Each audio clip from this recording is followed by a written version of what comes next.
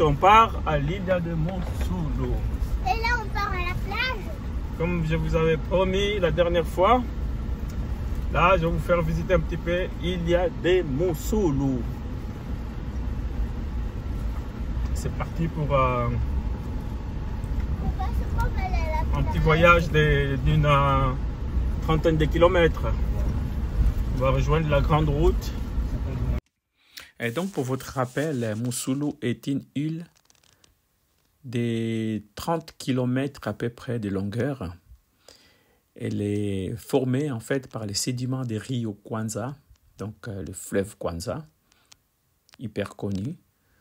Et cette île est couverte de cocotiers, des belles plages et des beaux restaurants. Donc, vous n'aurez pas d'autre occasion de le voir, car en Angola, c'est difficile à filmer les gens, car ils n'en veulent pas. Et on ira voir la suite. Attention, il est un trou. Il creuse. Bonjour et bonjour et bonjour et bonjour. Alors, comme promis, on est sur Moussoulou. Il y a des Moussoulou. Alors, au bord de la mer, hein, là de Grava derrière nous, une maison qui vient de se faire démolir là, les cocotiers, le soleil et la mer. Que voulez-vous de plus, ça? C'est la belle vie, des vacances.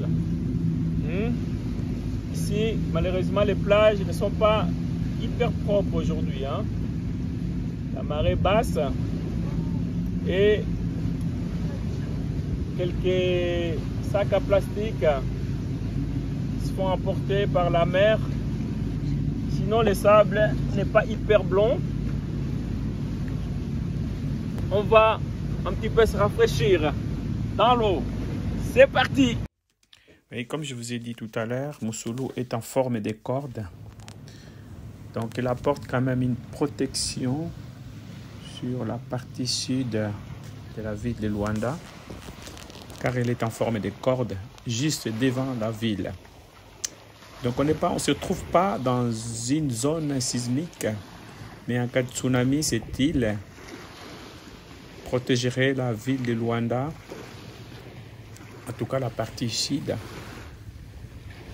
Donc, elle serait protégée par une grosse vague qui viendrait éventuellement détruire la ville. Alors, Moussoulou n'est pas toute seule. Elle est entourée d'autres petites îles. Et donc, l'île de Luanda que vous avez vue l'autre jour, il ne se trouve pas très loin. Et à part l'île de Luanda, il y a l'île de Kazanga, qui est juste tout près de Moussoulou. Et l'île dos Pássaros, donc une petite île qu'on appelle île dos Pássaros, qui serait île des oiseaux.